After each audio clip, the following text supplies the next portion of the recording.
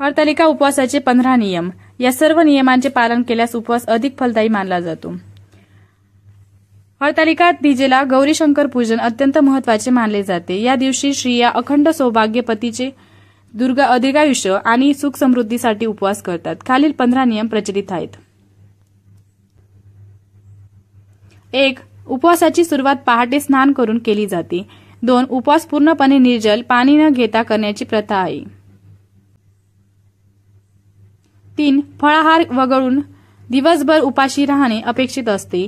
4. संध्याकाळी किंवा मध्यरात्री गौरीशंकराची मूर्ती बसवून पूजा केली जाते. 5. वाळू, माती आणि शाडूच्या गौरीशंकर मूर्ती तयार करून त्याची स्थापना केली जाते. 6. गंध, अक्षता, फुले, फळे व पंचामृताने देवदेवतांची पूजा करावी. 7. गौरीला हिरव्या पानांचा हार, फुले आणि सुगंधी वस्तू अर्पण कराव्यात.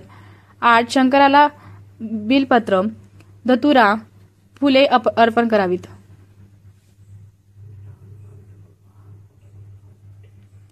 9. पूजेत हरतालिकेची कथा, व्रतकथा, श्रवण वाचन करणे आवश्यक असते. 10. रात्रभर जागरण करून भजन कीर्तन करणे महत्त्वाचे आहे.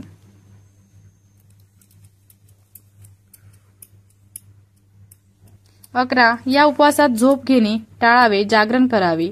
12. उपवासादरम्यान राग, मत्सर, वाईट विचार यांचा त्याग करावा.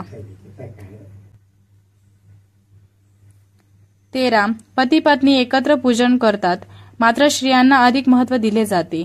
14. दुसऱ्या दिवशी स्नान करून विसर्जन करून उपवास सोडावा.